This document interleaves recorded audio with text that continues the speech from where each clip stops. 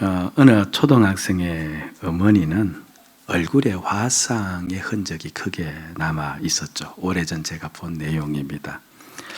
지금처럼 성형이 일반화되어 있는 것도 아니고 오래전이라 그 상처를 그대로 가지고 살아가는 수밖에 없는 그때에 그 아이는 그 어머니가 학교에 오는 것이 그렇게 싫었답니다. 말할 필요가 없겠죠. 근데 그것이 중학교에 들어가서도 계속 이어지더랍니다. 어머니가 다른 사람 앞에서 자신을 알아보는 것, 함께 걷는 것, 그것이 그렇게 부끄러웠다. 그렇게 이야기를 해요. 그러던 중에 이제 어머니로부터 어머니의 얼굴에 있는 화상, 그 흉터의 이제 그 원인을 알게 됩니다. 가난아이적 어머니가 밖에서 일을 하고 있는 중에 집에 불이 난 것이죠. 급히 달려왔는데 이미 집에는 불길이 휩싸여 있고 그 안에 아이가 있었던 겁니다. 어머니는 그 불길에 상관없이 집으로 뛰어들었고 그리고 그 아기를 안고 나오면서 오직 아기에게만 정신이 쏠려 아기는 어떠하든 화상을 입지 않아야 되겠다는 일념으로 그래서 아기만을 품고 나오면서 얼굴은 무방비 상태로 뛰쳐나왔대요. 그때 그 흔적이 바로 지금의 흉터다는 것을 알게 되고 그것을 한 소녀는 그때부터 어머니의 흉터가 더 이상 부끄러움의 흉터가 아니라 자신의 감사해야 될 감사의 흔적임을 알게 되어지고 그러면서 진심으로 감사하게 되었다는 짧은 글을 읽은 적이 있습니다. 보세요. 하나님께서 죄로 인해 멸망받을 우리를 죄악의 불길, 지옥의 불길 속에서 살아야 될 우리를 건져내어 그의 자녀 삼았습니다. 아멘? 예. 자녀는 스스로 태어날 수가 없어요. 부모가 낳아 주어야만 합니다. 그렇듯이 내가 하나님의 자녀가 되는 데에는 내가 한 일이 하나도 없습니다. 전적으로 누가 하신 일입니까? 하나님께서 하신 일입니다. 그것도 하나님께서 자신의 생명을 바쳐서 한 일입니다. 자신의 생명을 바쳐서 나를 하나님의 자녀 삼았다. 나로 하여금 예수 믿도록 만들었다는 것을 만약 깨달으면 우리가 하나님을 찬양하지 않을 수가 없을 겁니다. 거기에 대한 이야기를 오늘 본문에서 펼쳐내고 있는 거예요. 1장 3절인데 자, 주목해서 같이 한번 읽읍시다. 시작. 찬송하리로다. 하나님 곧 우리 주 예수 그리스도의 아버지께서 그리스도 안에서 하늘에 속한 모든 신령한 복을 우리에게 주시되 제가 제 단어의 의미를 좀 설명을 해드릴 테니까 적어 놓으셨다가 나중에 성경 보실 때 참조를 하시면 이해하기가 쉬울 것 같습니다. 하늘에 속한 모든 어떤 복을 우리에게 주셨다? 신령한 복. 저때 신령한 복은 하나님께서 나를 구원하시기 위해서 하신 일이에요.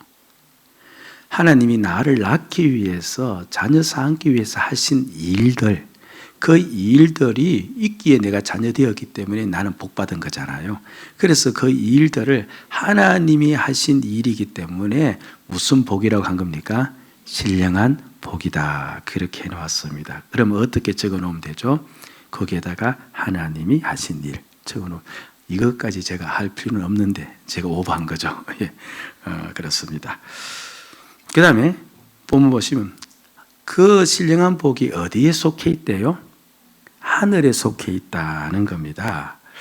이 말은 나로 하여금 하나님의 자녀가 되도록 한 것은 결국 내가 어디에 속하도록 만들기 위함입니까? 그렇죠. 하늘에 속하기 위해서. 이 땅에 속해 살도록 하기 위해서는 하나님께서는 차라리 물질의 복을 주면 좋을 텐데 하늘에 속한 자로 삼기 위해서 하나님은 그 일을 하신 거예요. 그래서 그 일은 하늘에 속한 일인데 근데 하나님이 나에게 일을 하셨는데 그것이 신령한 복이라 했죠.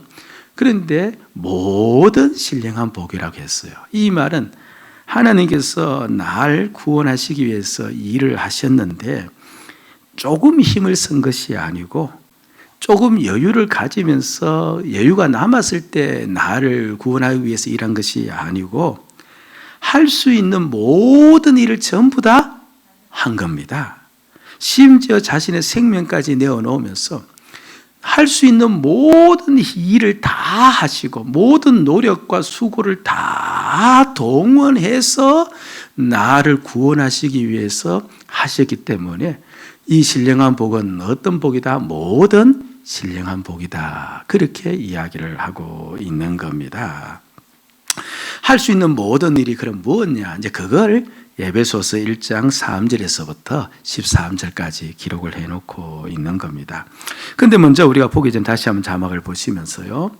그 복을 누구에게 주셨다고 합니까? 누구에게 주셨어요? 우리에게 주셨는데 우리는 곧 어디 안에 들어가 있는 우리? 그리스도 예수 안에 들어가 있는 우리.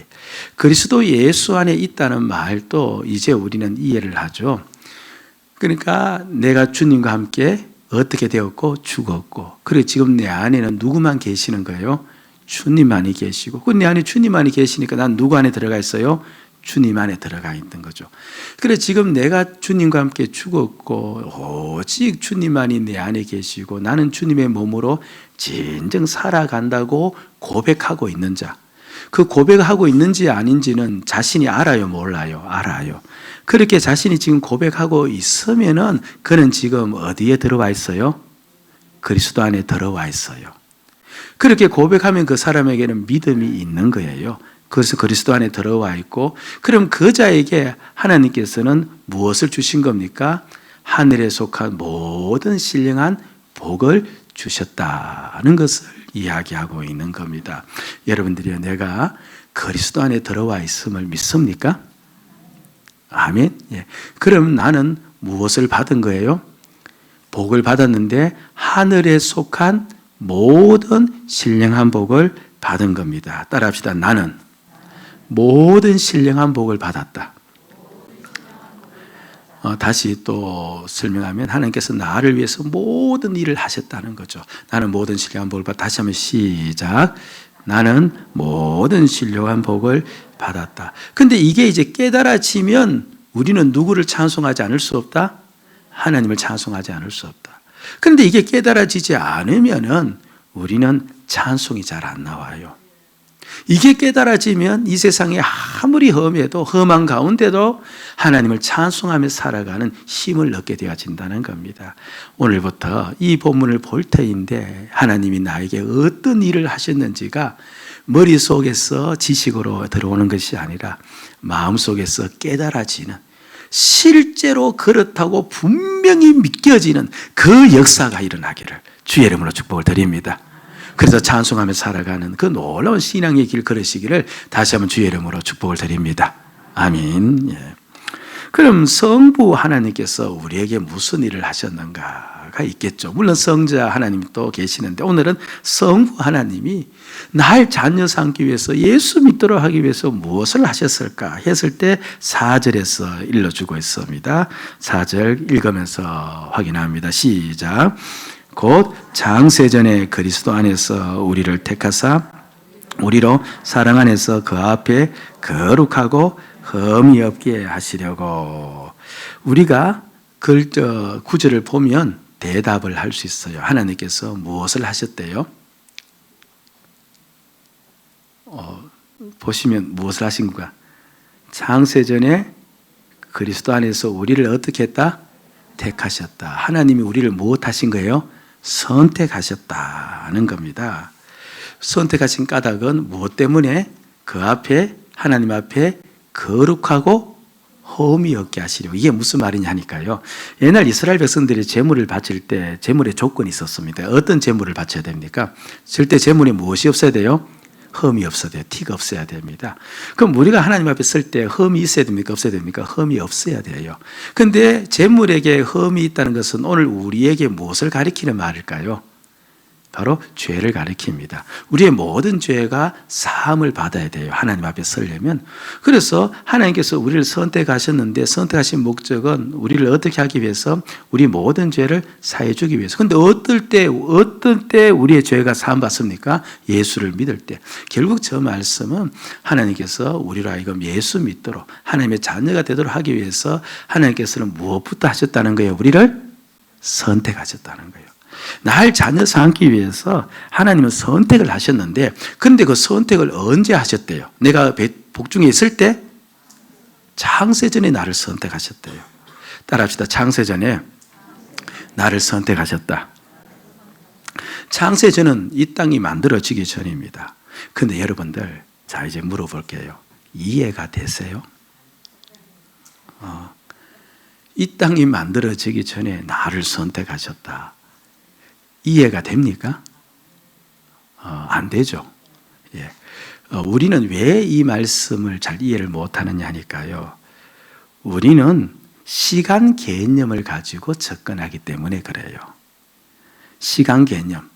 아무것도 만들어지고 없어지고 없는 그때에, 나도 없는 그때에 하나님이 그렇죠. 지금 2021년도 예수 믿는 나를 보시고 선택하셨다.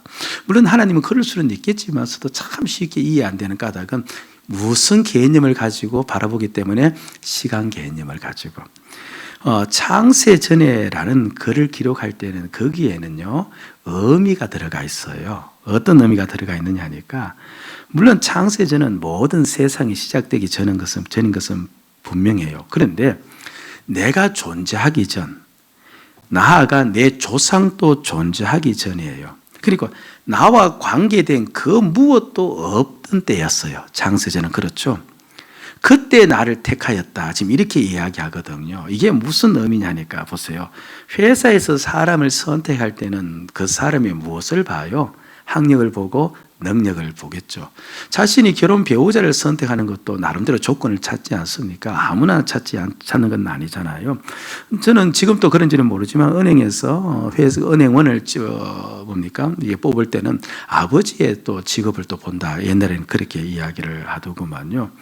우리는 누군가를 선택할 때 그렇죠. 그냥 선택하는 것이 아니고 심지어 친구 한 명 선택해도 자신의 마음에 드는 조건이 있어야 돼요.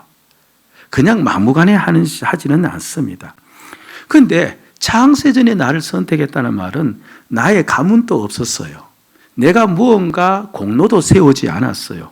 그리고 그때 내가 없으니까 나의 성품도 없었어요. 그 무엇도 없을 때, 그러니까 나에게는 구원받을 만한 조건이 하나도 없을 때, 나에게는 무언가 하나님께 내세울 만한 것이 하나도 없는 바로 그때에, 어떤 구원받을 근거도 없는 그때에 하나님이 나를 택하셨다. 이 말이거든요. 결국 이 말은 전적으로 하나님의 주권으로 나를 택하였다. 이 뜻이에요. 이러면 여러분들은 라고 했어야 이 설교가 이어져요. 그러니까 창세전에 나를 택했다는 말은, 그렇죠. 내가 구원받을 만한 어떤 근거와 조건이 없이 오직 하나님의 무엇으로 나를 택하였다? 하나님의 주권으로 나를 택하였다. 예, 그렇죠. 예, 그렇습니다. 그런데 지금 우리는 무엇을 보느냐? 하나님이 나를 위해서 일하셨다. 이게 축복이라 했잖아요. 나를 낳도록 하기 위해서. 그런데 콕 집어 선택만 했다. 이게 일입니까? 일이 아닙니까? 이것도 일에 들어가요? 이건 일에 들어가지 않아요, 사실. 그렇죠. 예. 그런데 하나님이 나를 선택하셨다는데, 그럼 도대체 하나님께서 선택하셨다는데 그게 무슨 하나님의 크신 일인가? 이제 이런 생각이 들 수 있는데요. 이게 이제 이해하는 데는 어렵지 않아요. 그냥 누군가 나의 이제 배우자로 내가 점을 딱 찍어서, 아이고, 저 사람 내 결혼해야 되겠다. 딱 찍었습니다. 그럼 찍은 다음부터 그 사람은 어떻게 합니까? 물론 어떤 사람은 찍고 난 다음에 돌아가지만서도, 대부분 점 찍으면 어떻게 해요?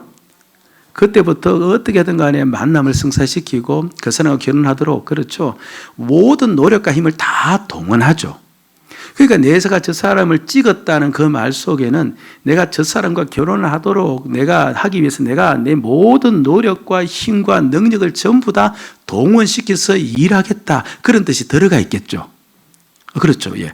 그러니까 하나님께서 나를 자신의 주권으로 선택했다는 말은, 그럼 나를 이제 어떻게 나를 어떻게 하겠다는 거예요? 반드시 나를 하나님의 자녀 삼겠다, 나를 구원하겠다, 나를 믿도록 만들겠다. 그 일을 위해서 하나님의 주권, 이 온 세상 모든 만물을 움직이는 그 주권을 다 동원해서 내 시간, 내 환경, 내 가문, 내 조건을 다 동원해서 결국 나로 하여금 누구를 믿도록, 예수를 믿어 구원을 받도록 만드시겠다, 이 뜻이 들어가 있는 거예요. 그러면 창세전에 나를 택했다는 이 말 속에는요, 오늘 우리가 예수를 믿고 있는 2021년도를 계산하면, 그는 그때부터 지금까지 하나님은 나로 하여금 예수 믿도록 어떻게 했다는 거예요? 예수 믿도록 일하셨다는 거예요. 어떻든 하나님의 자녀가 되도록, 그렇죠, 모든 환경과 상황을 전부 다 움직여서 그 결과 우리로 하여금 어디에 앉혀놓은 겁니까? 이 자리에 앉혀놓았다는 겁니다. 1년을 일한 것도 아니고 20년을 일한 것도 아니고, 이 세상이 시작되는 그 시점에서부터 일을 하신 겁니다. 일을 하신 겁니다. 이게 실제 믿어지면 우리가 하나님을 찬양하지 않을 수가 없다는 거죠. 그런데 이걸 실제로 보여주는 예가 있어요. 예가 있습니다. 기원전 700년에 이스라엘의 왕은 히스기야였습니다. 그때 선지자가 이사야인데요, 그가 하나님의 말씀을 받아서 이런 예언을 해요. 정신을 지금 집중하고 있는지 아닌지 제가 확인하기 위해서 기원전 몇 년이래요? 그냥 정신줄 놓지 마세요. 예. 자, 기원전 몇 년 전? 700년 전에 어느 왕 때? 히스기야 왕 때. 어느 선지자가? 이사야 선지자가. 예, 너무 중요한 본문입니다. 이제 어떤 예언을 하느냐니까, 이사야 44장 28절을 보면요, 시작. 고레스에 대하여는 이러기를, 내 목자라 그가 나의 모든 기쁨을 성취하리라 하며, 예루살렘에 대하여는 이러기를, 중건되리라 하여 성전에 대하여는 내 기초가 놓여지리라 하는 자니라. 예. 자, 보세요. 저게 무슨 말씀이냐 하면요, 이제 후에 바벨론이 이스라엘을, 예루살렘을 함락시키고 성전을 파괴하는데, 그때 바벨론이 예루살렘에 있는 백성들을 포로로 끌고 가는데 바로 그렇게 끌고 가 살고 있을 그때에 고레스라는 왕이 등장을 해서 너희들을 포로에서 풀어주어서 다시 예루살렘에 돌아와서 성을 중건하도록 만들고 성전을 다시 건축하도록 할 것이다 라고 예언을 한 겁니다. 예언 내용이요. 이게 당시의 이스라엘 백성들에게는 전혀 현실감이 없는 이야기였어요. BC 몇 년 전이라고 했습니까? 700년 전.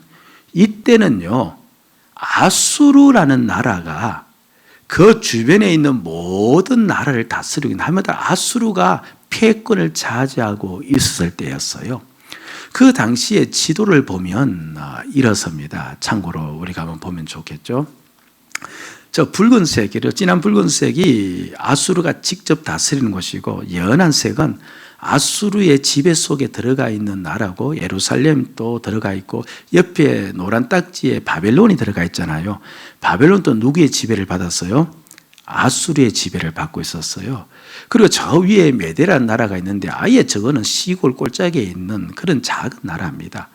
그러니까 아수르가 천하를 통일하고 있는 그때, 모든 나라를 다스리고 있는 그때에 이 이사야 선지자가 어떤 예언을 합니까? 다시 한번 지도를 보여주기 바랍니다. 저 변방에 있는 바벨론이 저 아수르 제국을 전부 다 삼켜버리고, 그리고 예루살렘도 점령해서 포로로 어떻게 한다? 끌고 갈 것이다. 거기서 멈추지 않고 그 다음에 저 위에 메대에 있는 어느 한 왕이 있는데, 그 고레스라는 왕이 있다. 그 왕이 또 바벨론을 또 격파해버리고 포로로 끌려간 너희들을 다시 돌아오게 만들 것이다 라고 한 겁니다.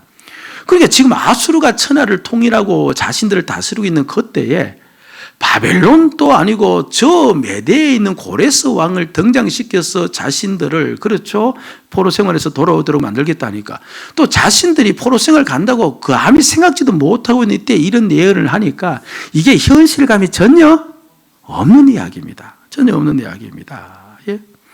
그런데 역사가 어떻게 되어지느냐 하니까요. 자, 이제부터 연대가 막 나오는데 기억력 테스트를 해볼게요.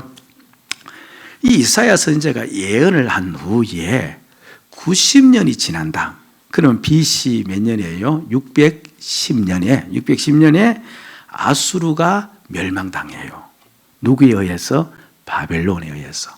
그리고 바벨론이 아수르를 멸망한 다음 24년 후, 곧 이사야가 예언한 그렇죠 114년째 되는 해, 그리고 기원전 BC 586년 때 바벨론이 예루살렘에 공격해서 예루살렘을 무너뜨려 버리고 모든 이스라엘 백성들을 포로로 끌고 갑니다. 그리고 그렇게 포로 생활하고 있는 그때에 BC 539년에 저 위에 있는 메대라는 나라가 아까 보았죠. 그게 이제 페르시아 나라하고 연합해서 바벨론을 공격해서 우리가 잘 알고 있는 바벨론 왕국이라는 칭호가 그때 붙었거든요. 무너질 것 같지 않았던 바벨론 왕국이 메대라는 그 나라에 의해서 무너져 버려요. BC 539년에 무너져 버리고 BC 540년에 그때 이스라엘 백성들을 실제로 예루살렘으로 귀환을 시켜 주어요. 그리고 성전을 짓도록 하기 위해서 그 손에다가 무엇을 쥐어줘요? 성전 재료를 쥐어주어서 보내요. 그때 그 왕의 이름이 누구라고요? 고레스 왕이에요. 실제로 고레스가 등장하는 거예요. 자, 보세요. 이때가 이사야 선지자가 예언한 후로 160년이 지난 시점이거든요. 이사야가 예언할 때는 고레스 왕이 태어나지도 않았어요. 그런데 고레스란 정확한 이름을 대고 그 왕이 그렇게 할 것이라고 이야기를 미리 해놓은 거예요. 그러니까 이 역사적 사건을 왜 구체적으로 분명하게 성경에다가 기록을 해 놓았느냐 하면요, 하나님께서 이 모든 역사를 주관하시는 하나님이 모든 역사의 주권자임을 보여주기 위함이에요. 무슨 말인지 이해하셔야 됩니다. 보세요. 만약에 역사가 흘러가는데 그대로 흘러가는 역사를 하나님께서 미리 보시고 역사가 조금 있으면 이렇게 되어지고 그래서 저 먼 훗날 고레스 왕이 태어나고 역사가 흘러가는 그 역사를 보시고 그 역사를 미리 아시고 하나님이 그렇죠 160년 전에 이야기를 했더라면 말씀을 했더라면요 역사는 하나님과 관계없이 흘러가는 거예요. 그렇죠? 이건 이해가 되셔야 돼요. 그렇죠? 그럼 하나님과 관계없이 흘러간다는 말은 무슨 말이냐니까 운명이라는 게 존재하게 되어져요. 그렇죠? 역사는 자기 흘러가는 방식이 있으니까. 그런데 성경을 보세요. 하나님께서 너희들 포로로 끌려갈 것이다 라고 했을 때 이스라엘 백성들이 회개하고 돌아와서 하나님께 사정을 구하고 용서를 구하고 자비를 구하면 하나님은 너희들이 포로로 끌려갈 것이라는 그 이야기를 하지 않고 어떻게 합니까? 거두어 버리는 거예요. 그리고 포로로 끌려가더라도 늦추어 버릴 수가 있는 거예요. 이게 무엇을 일러주고 있는 거 하니까 역사는 저절로 흘러가는 게 아닌 거예요. 하나님이 말씀하시니까 말씀하는 대로 되어지는 거예요. 그러니까 결국 누가 역사를 만드시는 거예요? 하나님께서 역사를 만드시는 거예요. 하나님 역사를 주관하시는 거예요. 고레스란 이름을 분명히 이야기하지 않았습니까?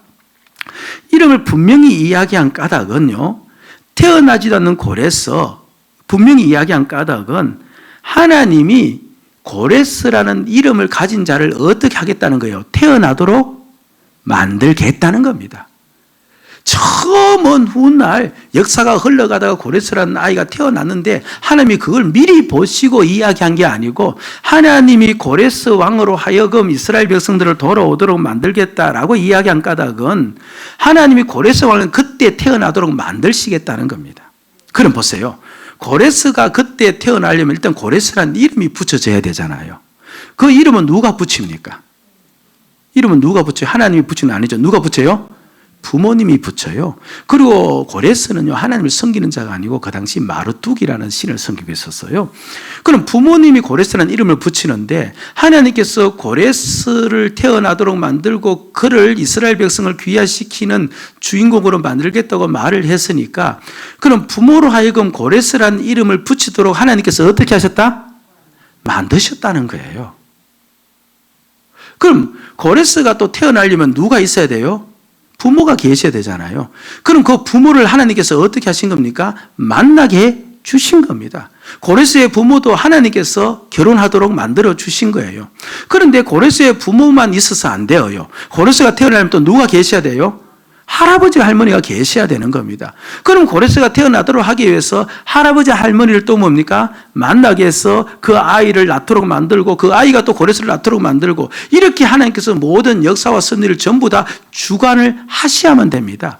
그러니까 160년 전에 하나님께서 앞으로 고레스 왕이 태어나서 그렇게 하도록 하겠다라고 이야기했으면은 그 사건이 160년 후에 일어나기 때문에 그렇게 이야기한 것이 아니라 하나님께서 그렇게 일어나도록 어떻게 하시겠다는 거예요? 만들어 가시겠다는 거예요.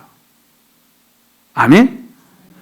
하나님이 태어나도록 만들고 이름을 짓도록 만들고, 그리고 그로 하여금 왕이 되도록 만들고, 그리고 왕이 되어도 힘 있는 왕이 되도록 만들고 통일시키도록 만들고, 그로 하여금 예루살렘을, 그렇죠, 이스라엘을 보내도록 만들고, 전부 다 누가 하시겠다는 겁니까? 하나님이 하신다. 이걸 보여주기 위해서 하나님은 160년 전에 고레스라는 이름을 분명히 거론하면서 그때 태어나도록 하신 겁니다. 예. 그렇기에 내가 오늘 이렇게 예수를 믿게 된 까닭은 결국 하나님이 나를 선택을 하신 거예요. 선택을 하셨어. 그렇죠? 선택을 하셔서 나로 하여금 이렇게 예수를 믿도록 했다라고 하는 이 말은, 그럼 나로 하여금 예수를 믿게 하기 위해서 하나님은 이 내 앞에 있는 모든 세월 동안 무엇을 하셨다는 거예요? 일을 하셨다는 거예요. 환경과 상황과 사람과 모든 걸 조정하셔서 일을 하셨다는 겁니다. 그런데 그 일을 언제부터 하셨느냐 하니까 5절 말씀을 보시기 바랍니다. 5절 같이 한번 읽읍시다. 시작. 그 기쁘신 뜻대로 우리를 예정하사 예수 그리스도로 말미암아 자기의 아들들이 되게 하셨으니. 자, 저기에서 또 한 가지 숙지해야 될 단어가 나오죠. 예정이라고 말이 나오는데, 예정은 미리 결정하다라는 뜻이에요. 또는 미리 표시하다는 뜻인데, 근데 우리는 저 말씀을 어떻게 이해하느냐 하니까, 하나님께서 기쁘신 뜻대로 우리를 예정했다니까, 아, 나를 예정했구나, 그렇게 듣는데 그 말이 아니고요. 저기서 우리를 예정했다는 말은 예수 그리스도로 말미암아 내가 하나님의 아들이 되는 것, 이걸 하나님께서 미리 예정을 했다는 거예요. 그러니까 예수 그리스도를 통하여 내가 하나님의 자녀가 되는 것을 예정했다는 겁니다. 그게 나 혼자 예정한 것이 아니고 예수 그리스도를 통하여 그 나를 믿도록 한 것, 이걸 예정했는데, 자 보세요. 그러면 언제 하나님께서는 예수 그리스도를 이 땅에 보내어서 우리를 구원하시려고 작정하신 겁니까? 언제예요? 10년 전, 100년 전이 아니고 이 땅의 창조가 이루어지는 그 시점에서부터, 창조하기 전에부터 하나님은 예수 그리스도를 보내어서 우리를 구원하시기로 작정을 하셨어요. 그럼 우리가 예수 그리스도로 말미암아 자기의 아들이 되었잖아요. 그럼 결국 예수 그리스도를 작정한 그 시점에서부터 누구도 작정했다는 겁니까?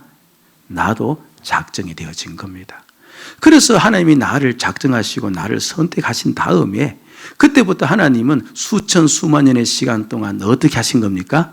환경, 사람, 여건, 역사, 나라, 모든 걸 다스려서 나로 하여금 예수를 믿도록 만든 거예요. 만든 겁니다.